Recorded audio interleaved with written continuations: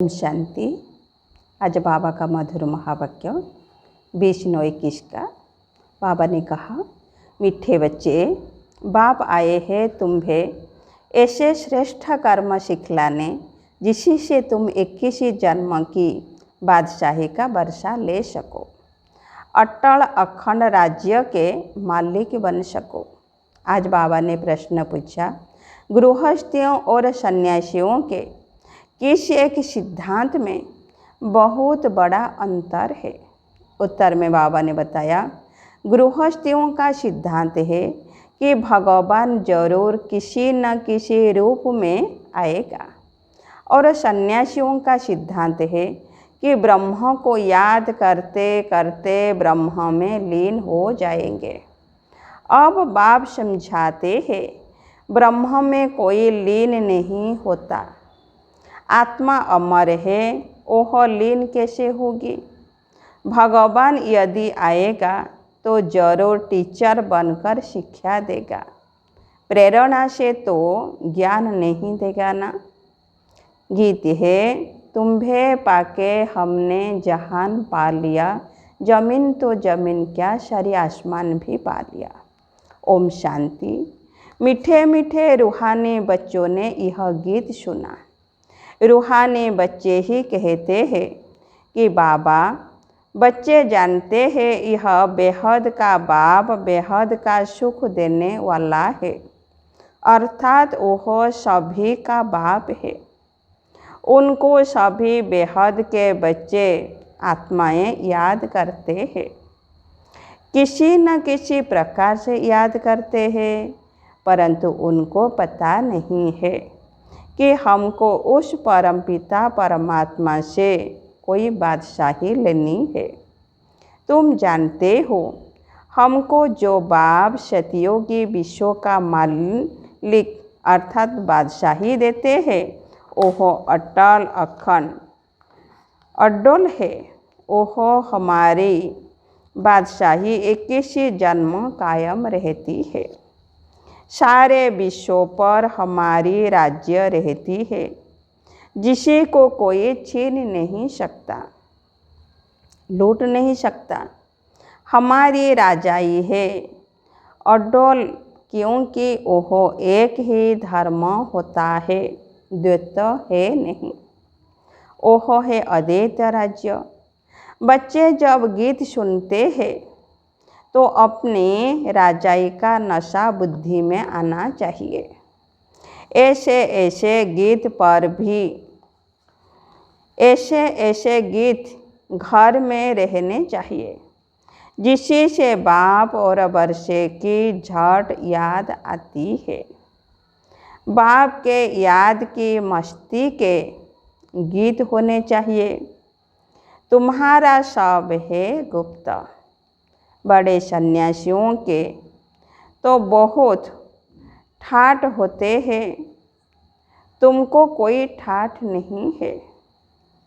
तुम देखते हो, जिसी में बाबा ने प्रवेश किया है उसमें भी कोई ठाठ की बात ही नहीं है। कपड़े आदि सब वही है।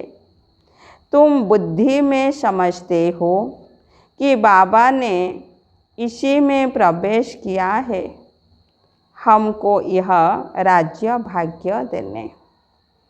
यह भी बच्चे जानते हैं कि सारी सृष्टि में इस समय जो भी मनुष्य मात्र है, सब देह अभिमान में आकर अनराइटियस काम करते हैं, इसीलिए बेसमझ कहा जाता है। सबकी बुद्धि का ताला लगा हुआ है।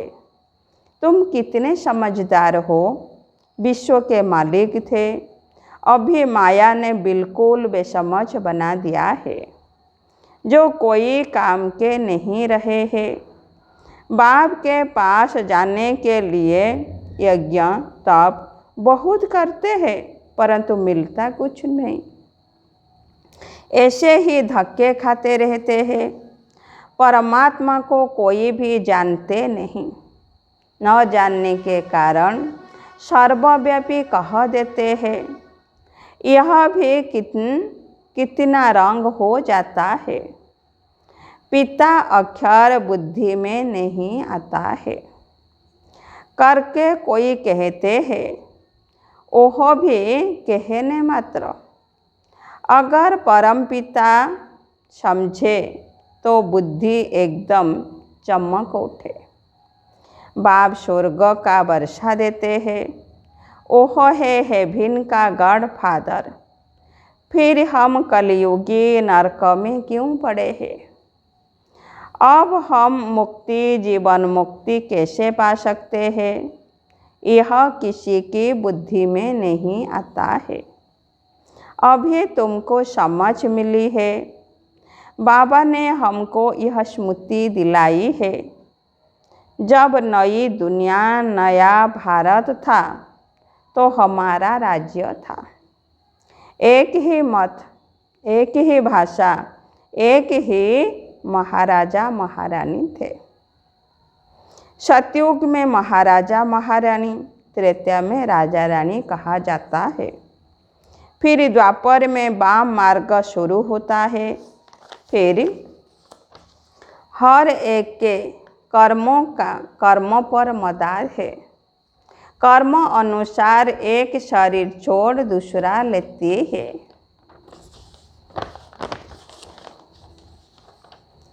अभी बाप कहते हैं, मैं तुमको ऐसे कर्म सिखाता हूँ जो 21 जन्म बादशाही ही पाते रहेंगे। भल वहाँ भी हद का बाप मिलता है, परंतु वहाँ यह ज्ञान नहीं रहता कि यह राजाई का वर्षा बेहद के बाप का दिया हुआ है। फिर द्वापर से रावण राज्य शुरू होता है तो विकारी संबद्ध हो जाता है। फिर जैसे जैसे कर्म वैसा फल मिलता है। देवता वाम मार्ग में चले जाते हैं। फिर सतयुग का सब खल्लास हो जाता है। फिर कर्म अनुसार जन्म लेते हैं। भारत में पूरा राजाएं थे, वह पूज्य राजाएं थे, तो पुजारी राजाएं भी थे। सतयुग में राजा रानी और प्रजा सब पूज्य होते हैं। फिर जब द्वापर में भक्ति शुरू होती है तो जथा राजा रानी तथा प्रजा पुजारी बन जाते हैं। बड़े राजा जो सूर्यवंशी थे वही पुजारी बन जाते हैं। फिर वैश्यवंशी बन जाते हैं। अभी तुम भाईश्लेष बनते हो। उसकी प्रारब्ध फिर 21 जन्म चलती है। फिर भक्ति मार्ग शुरू होता है। जो जो पूज्य देवी देवता होकर गए हैं उन्हों के मंदिर बनाकर उनकी पूजा करते हैं। यह सिर्फ भारत में ही होता है। यह 84 जन्मों की कहानी जो बाप सुनाते हैं, यह भी भारतवासियों के लिए है और धर्मों वाले आते ही बाद में है। फिर तो वृद्धि होते होते ढेर के ढेर हो जाते हैं। वैरायटी भिन्न भिन्न देवी देवताओं की रस्म रिवाज थी। ओह भारत के गुरुओं की नहीं। आधा कल्प बाद रावण राज्य शुरू होने से सारी रस्म रिवाज ही बदली जाती है। फिर पूज्य से पुजारी बन जाते हैं। पूज्य भी पहले अव्यभिचारी एक शिव की करते हैं। उनके मंदिर बनाते हैं। फिर लक्ष्मी नारायण के बनाएंगे। एक ने लक्ष्मी नारायण का मंदिर बनाया तो दूसरा भी बनाएंगे। फिर राम सीता के मंदिर बनाने लग पड़ेंगे। फिर कलयुग में देखो गणेश हनुमान चंडिका देवी आदि के अनेक देवियों के चित्र बनाते रहते हैं। भक्ति मार्ग के लिए सामग्री भी चाहिए ना। जैसे बीज कितना छोटा होता है, झाड़ कितना बड़ा होता है, ऐसे भक्ति का विस्तार हो जाता है। ढेर के ढेर शास्त्र बनाए जाते हैं। अब बाप बच्चों को कहते हैं, यह भक्ति मार्ग की सामग्री सब खत्म होनी है। अब मुझ बाप को याद करो। भक्ति का प्रभाव भी बहुत है ना। कितनी खूबसूरत है। नाच तमसा, गायन कीर्तन आदि कितने खर्च करते हैं। अभी बाप कहते हैं, मुझ बाप और वर्षे को याद करो। बाप को और वर्षे को याद करो। आदि सनातन धर्मों को याद करो। अनेक प्रकार की भक्ति तुम जन्म जन्मांतर करते आए हो। गृहस्थ धर्म वाले ही भक्ति शुरू करते हैं। सन्यासियों को तो भक्ति नहीं करनी है। यज्ञ, तप, दान, पुण्य, तीर्थ आदि यह सब गृहस्थियों का काम है, न कि सन्यासियों का। ओह है ही निवृत्ति मार्ग वाले। उन्हों के लिए कायदा है, घर बार छोड़ जाए जंगल में रहना और ब्रह्म तत्व को याद करना।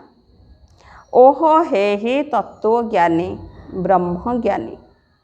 तत्व अथवा ब्रह्म को ही ईश्वर कह देते हैं। जैसे भारतवासी असूल में है आदि सनातन देवी देवता धर्म के, परंतु हिंदू धर्म में रहते हैं तो अपना धर्म, परंतु हिंदुस्तान में रहते हैं तो अपना धर्म हिंदू समझ लिया है। ऐसे सन्यासी भी आत्माओं के रहने के स्थान तत्व को परमात्मा समझ लेते हैं। ब्रह्म व तत्व को ही याद करते हैं। वास्तव में सन्यासी जब सतो प्रधान है तो जंगल में जाकर रहते हैं शांति में। ऐसे नहीं कि उन्हों को ब्रह्म में जाकर लीन होना है। बाप कहते हैं, यह उन्हों का मिथ्या ज्ञान है। लीन कोई हो नहीं सकते। आत्मा तो अविनाशी है ना, ओह कैसे लीन हो सकती है। भक्ति मार्ग में कितना माथा घुटते रहते हैं। फिर कहते, भगवान कोई न कोई रूप में कभी आकर मिलेगा। अब कौन राइट है। ओह कहते हैं, ब्रह्म से योग लगाकर ब्रह्म में लीन हो जाएंगे। गृहस्थ वाले कहते हैं कि भगवान किसी न किसी रूप में आएगा, पतितों को पावन बनाएगा। ऐसे नहीं कि ऊपर से प्रेरणा द्वारा ही सिखलाएंगे। टीचर घर बैठ प्रेरणा करेगा क्या। प्रेरणा अक्षर है नहीं। प्रेरणा से कोई काम नहीं होता। भल शंकर की प्रेरणा से विनाश कहा जाता है, परंतु है यह ड्रामा की नोंद। उन्हों को यह मुसल आदि बनाने ही है, प्रेरणा की बात ही नहीं। मनुष्य तो कह देते हैं कि भगवान की प्रेरणा से सब होता है, या कहते हैं शंकर की आंखें खुलने से प्रलय हो गई। यह सब कहानियाँ हैं, अर्थ कुछ भी नहीं समझते हैं। किसी के भी मंदिर में जाएंगे तो कहेंगे अच्युतम केशवम, अर्थ कुछ नहीं समझते।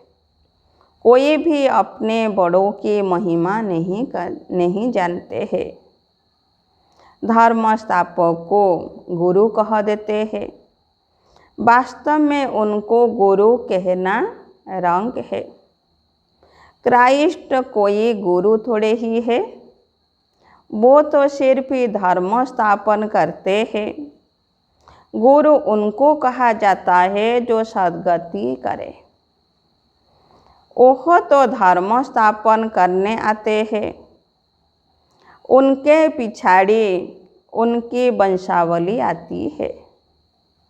सद्गति तो किसी की करते ही नहीं, तो उनको गुरु कैसे कहेंगे?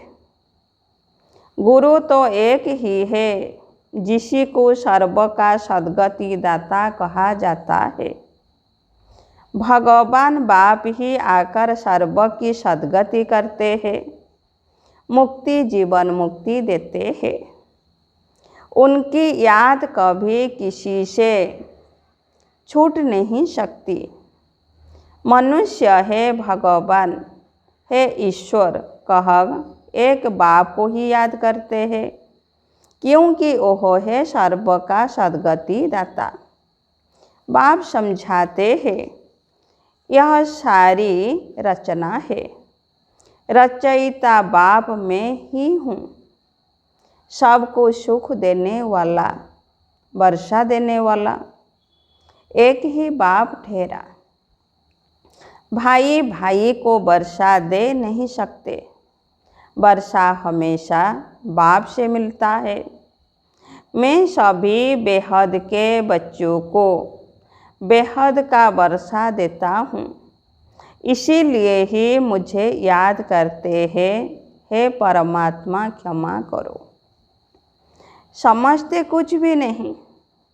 बाप कहते हैं, मैं कोई इन्हों को पुकारने से नहीं आता हूँ। बाप कहते हैं, मैं कोई इन्हों के पुकारने से नहीं आता हूँ। यह तो ड्रामा में बना हुआ है। ड्रामा में मेरे आने का पाठ भी नुधा हुआ है। अनेक धर्म विनाश, एक धर्म की स्थापना व कलियुग का विनाश, सतयुग की स्थापना करनी होती है। मैं अपने समय पर आपे ही आता हूँ। यह भक्ति मार्ग का भी ड्रामा में पाठ है। अब जब भक्ति मार्ग का पाठ पूरा होता है, तब आया हुआ हूँ। कल्प पहले भी बाबा आप ब्रह्मा तन में आए थे। यह ज्ञान अभी तुमको मिलता है, फिर कभी नहीं मिलेगा। यह है ज्ञान, ओह है भक्ति। ज्ञान की प्रारब्ध है चढ़ती कला। कहा जाता है सेकेंड में जीवन मुक्ति। जनक को सेकेंड में जीवन मुक्ति मिली थी ना, लेकिन क्या एक जनक ने ही जीवन मुक्ति पाई? जीवन मुक्ति तो सब पाते हैं ना, सारे विश्व पाती है। सद्गति व जीवन मुक्ति एक ही अक्षर है। जीवन मुक्ति अर्थात जीवन को मुक्त करते हैं इस रावण राज्य से। बाबा जानते हैं बच्चों की कितनी दुर्गति हो गई है, बिल्कुल दुखी हो गई है। उन्हों की फिर सद्गति होनी है। पहले मुक्ति में जाकर फिर जीवन मुक्ति में आएंगे। शांति धाम से फिर सुख धाम में आएंगे। यह चक्र का राज बाप ने समझाया है।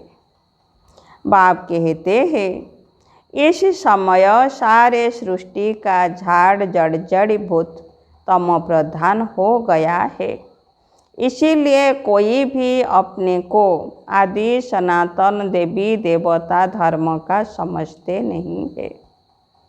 आदि सनातन देवी देवता धर्म के थे, क्योंकि देवताएं पवित्र थे। हम अपवित्र पतित अपने को देवता कैसे कहलाए? इसीलिए कहा जाता है इन विकारों को छोड़ते जाओ। यह विकार आदि आधा कल्प से रहे हैं, अब एक जन्म में इन्हों को छोड़ना, इसी से मेहनत लगती है। मेहनत बिगर थोड़े ही विश्व का मालिक बनेंगे।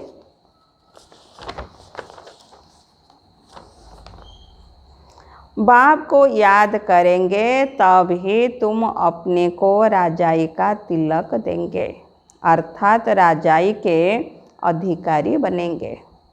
जितना अच्छी रीति याद करेंगे, श्रीमत पर चलेंगे, तो तुम राजाओं का राजा बनेंगे। पढ़ाने वाला टीचर तो आया है पढ़ाने, यह पाठशाला है।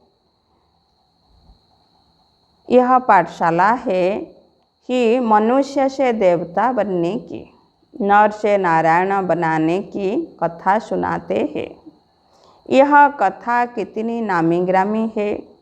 इनको अमर कथा, सत्यनारायण की कथा, तिजड़ी की कथा भी कहते हैं। देखो गीत कितना अच्छा है। बाबा हमको विश्व का मालिक बनाते हैं, जो मालिक पना कोई लूट न सके। कोई अर्थक्वेक आदि नहीं होगी, वहाँ विघ्न की कोई बात ही नहीं। ऐसा अटल अखंड पवित्रता सुख शांति का राज्य तुम अभी पा रहे हो। कल्प पहले मुआफिक हर 5000 वर्ष बाद भारत स्वर्ग बनता है। तुम जानते हो हम 100 देवता थे, फिर 84 जन्म लेते लेते आकर यह बनते हैं। फिर हम 100 देवता बनेंगे। इसी को कहा जाता है स्वदर्शन चक्रधारी। अच्छा, मीठे मीठे सिकिलधे बच्चों प्रति माता पिता बाप दादा का याद प्यार और गुड मॉर्निंग। रूहानी बाप के रूहानी बच्चों को नमस्ते। हम रूहानी बच्चों के रूहानी बाप दादा को याद प्यार गुड मॉर्निंग, नमस्ते नमस्ते नमस्ते। धारणा के लिए मुख्य सार नंबर 1, अपने आप को राजाई का तिलक देने के लिए याद की मेहनत करनी है। सब विकारों को छोड़ देना है। दूसरा पॉइंट, ब्रह्मा बाप समान साधारण और गुप्त रहना है। बाहर का ठाट आदि नहीं करना है। अपने भविष्य राजाई के नशे में रहना है। आज बाबा का वरदान है, नॉलेजफुल, पावरफुल और लवफुल स्वरूप द्वारा हर कर्म में सिद्धि प्राप्त करने वाले सिद्धि स्वरूप भव। नॉलेजफुल, पावरफुल और लवफुल स्वरूप द्वारा हर कर्म में सिद्धि प्राप्त करने वाले सिद्धि स्वरूप भव। विस्तार, जब वाणी द्वारा सर्विस करते हो तो मनसा पावरफुल हो। मनसा द्वारा दूसरों की मनसा को चेंज करो, अर्थात मनसा द्वारा मनसा को कंट्रोल करो और वाणी द्वारा लाइट माइट देकर नॉलेजफुल बनाओ और कर्मणा द्वारा संपर्क व अपने रमणीक एक्टिविटी से उन्हें असली फैमिली का अनुभव कराओ। ऐसे जब तीनों स्वरूप में रहकर हर कर्म करेंगे तो सिद्धि स्वरूप स्वतः बन जाएंगे। आज बाबा का स्लोगन है, अपने पास शुद्ध संकल्प की शक्ति जमा करो तो यह शक्ति सेफ्टी का साधन बन जाएगी। अपने पास शुद्ध संकल्प की शक्ति जमा करो तो यह शक्ति सेफ्टी का साधन बन जाएगी। अच्छा, ओम शांति।